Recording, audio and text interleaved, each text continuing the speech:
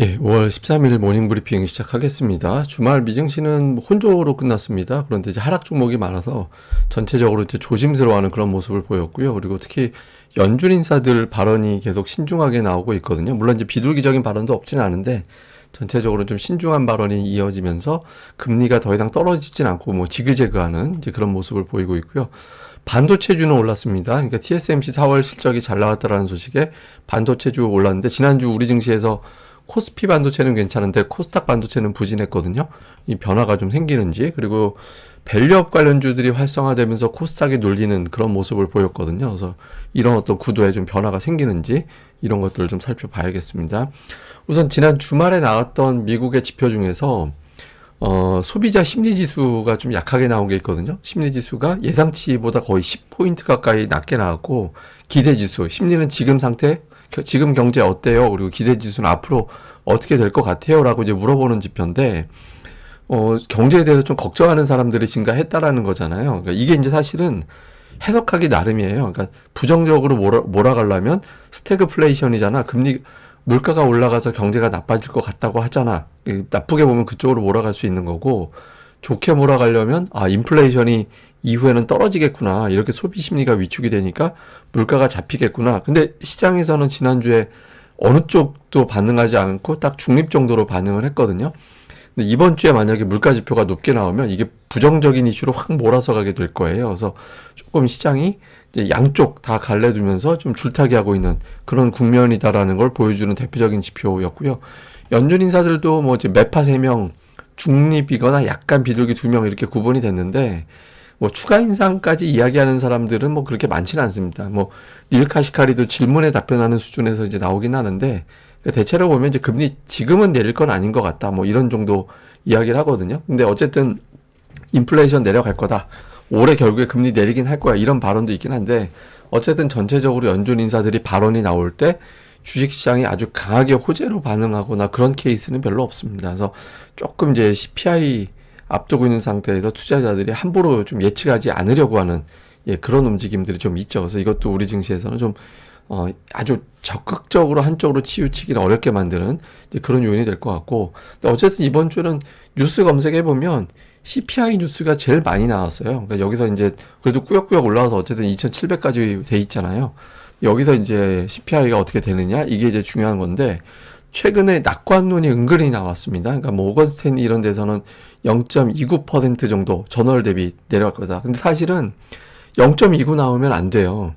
우리가 이론적으로 생각을 해보면 0.29면 0.30인데 저게 곱하기 11을 하면은 저렇게 되면 CPI가 3.6이 나온다는 얘기가 되거든요. 그래서 0.2, 0.1 정도가 나와야 됩니다. 그 사이를 왔다 갔다 해야 연준에서 목표로 하는 0.2 도달이 되거든요. 근데 최근에 이제 클리블랜드 그 인플레이션 아웃캐스팅에서 보면 거기서 보면 대략적으로 5월 CPI, 그러니까 6월에 발표되는 데이터부터는 어쩌면 0.1%대가 나올 수도 있다. 이런 어떤 주장도 나오고 있거든요. 근데 어쨌든 최근에 이런 것, 좀 낙관론도 나오고 있는데, 다만 이제 지난 주말에 닉 티미라우스 기자, 이 사람 굉장히 유명한 연준의 대변인, 이렇게 불리우는 사람인데, 이 사람이 이제 기사를 썼는데, 임대료가 쉽게 안 떨어지는 것 같다. 연준이 인플레이션과의 어떤 싸움을 끝내기 어렵게 만드는 요인이 되는 것 같은데, 임대료가 떨어지곤 있는데 이제 뚝뚝 떨어지지 않고 있다. 그 이후로는 이제 금리, 지금 모기지 30년 만기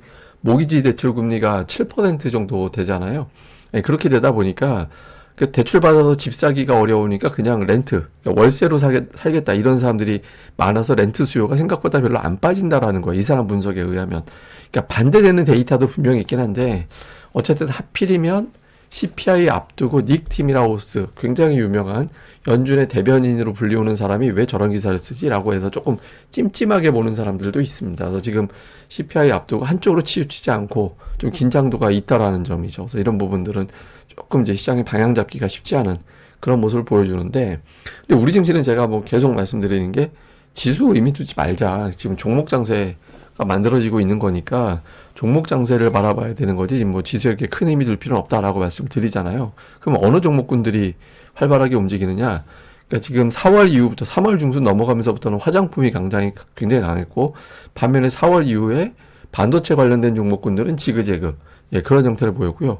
5월 들어서 올라오기 시작한 게 페노션 같은 해운주랑 미래에셋증권으로 표현이 되는 밸류업 관련된 종목군들이 조금씩 올라오는 그런 모습이 나오고 있거든요. 그러니까 반도체 횡보 조금 흘러내리고 화장품 강하고 이제 뭐 페노션 미래에셋증권 같은 개별적인 어떤 업종 종목군들 옐로우 칩 정도 되는 종목들이 강한데 특히 이제 아모레 퍼시픽 같은 경우는 3월 중순 이후부터 굉장히 강하잖아요. 그래서 이게 벌써 저점 대비 50% 넘게 올랐거든요. 그럼 굉장히 강하구나 이렇게 느껴지는데 차트를 길게 보면 되게 많이 빠진 종목이었어요. 예, 되게 많이 빠진 종목이 올라가는 거다. 그러니까 이제 시장에서는 낙폭과되면서 올해 실적이 턴이 되는구나.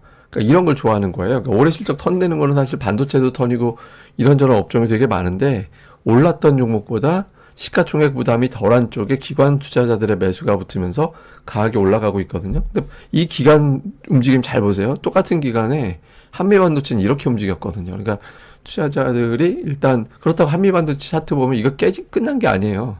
예, 끝난 차트로 보여지진 않거든요. 그러니까 잠깐 대장주가 숨고르게 하고 있는 동안 또는 뭐 그 틈에 이제 자금이 좀 분산돼서 밸류업이라든가 화장품주라든가 이런 쪽에서 이제 틈새 어떤 종목 장세를 만들고 있는데 이 기관이 주도하고 있다라는 거죠. 그러니까 기관이 주도할 때는 이게 초장기로 끌고 가지는 않거든요. 그래서 아마 여기서 이제 금리 CPI 발표 전후에서 또 종목군들을 갈아타는 그런 움직임 또는 분산나는 그런 움직임이 나올 가능성이 있다. 이렇게 봐야 될 것 같고. 그래서 좀 업종별 수급 동향을 좀 보니까 최근에 지난주 일주일 내내 매수가 유입된 거는 개인들 팔고 외국 기관 동반 매수한 거 운수창고. 운수창고는 이제 해운주하고 항공주가 저기 들어가는 거거든요. 그래서 그쪽 업종이었고 금융업종 기관이 지난주 내내 매수했습니다. 4거래를 연속해서 매수하는 그런 모습을 보였고 외국인들도 매수 빈도가 조금 더 많긴 하죠. 반면에 이제 반도체는 지난주에 월요일에 하루 세게 들어오고 나가는데 잘 보시면 반도체를 사이사이마다 세게씩 매수를 또 한 번씩 넣어요. 그러니까 이제 이거는 완전히 털고 나갔다라기보다는 이제 다른 거 좀 사야 되니까 현금화 만들었다가 또 이 정도 빠지면 사야지 이게 반복되고 있다라는 걸 보여주는 거거든요. 그래서 그렇고 그다음에 기관이 최근에 좀 은근히 사는 게 디지털 컨텐츠 이게 게임 업종입니다.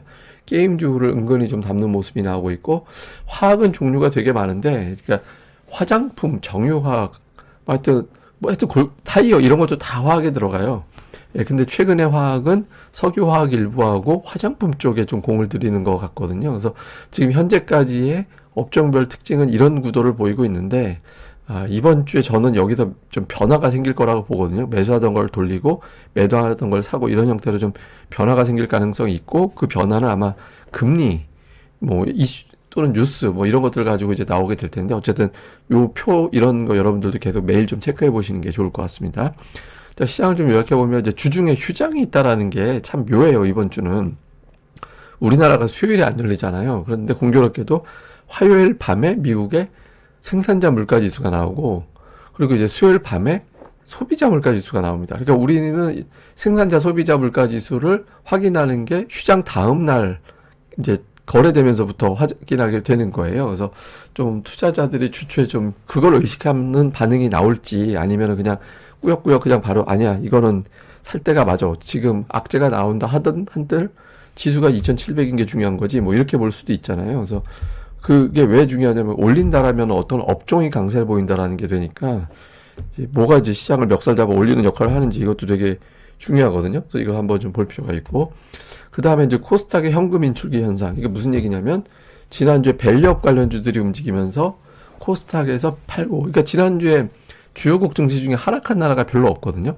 또 코스닥이 하락했잖아요. 그러니까 이 밸류업하고는 반대 개념의 종목이 되어 버렸거든요. 그래서 현금 인출기 현상이 나타났는데 이게 이제 오늘 장에도 좀 바뀌게 되는지, 그러니까 특히 초장 이후에 이제 오후장에서 어떤 현상이 나올지 볼 필요가 있고, 특히 미증시에서 이제 반도체가 올라갔거든요. 그러니까 우리 증시도 지난주에 하이닉스는 올라갔는데 코스닥 반도체는 부진했죠. 그래서 여기에 변화가 생기는지 아니면 반등할 때 반등 중에 때리고 다른 종목 가고 이럴 때 우리가 또 업종의 힘 테스트 해보기 좋거든요. 그래서 한번 볼 필요가 있고 그 다음에 삼성전자 월요일 징크스도 되게 지독한데 3월 11일 이후에 월요일에 이제 뭐 휴장인 날 빼고 휴장은 지난주 같은 경우 월요일이 휴장이었으니까 근데 그래서 화요일에 개장 그런 거 빼고 월요일만 쭉 나열해서 보면 월요일에 올라간 적이 없어요. 네, 3월 11일 이후에 삼성전자가 월요일에 플러스를 낸 적이 없거든요. 그래서 오늘 만약에 삼성전자가 종가에 플러스가 된다면 위클리 만기고 뭐고 뭔가 변화가 생겼구나. 그러니까 이렇게 인식이 될 수 있고, 그렇지 않다라면 삼성전자 아직은 못 풀어줘, 이런 개념이 될 수 있거든요. 그래서 오늘 삼성전자의 움직임 이런 것들도 시황상 중요하니까 좀 체크해 보시는 게 중요할 것 같습니다.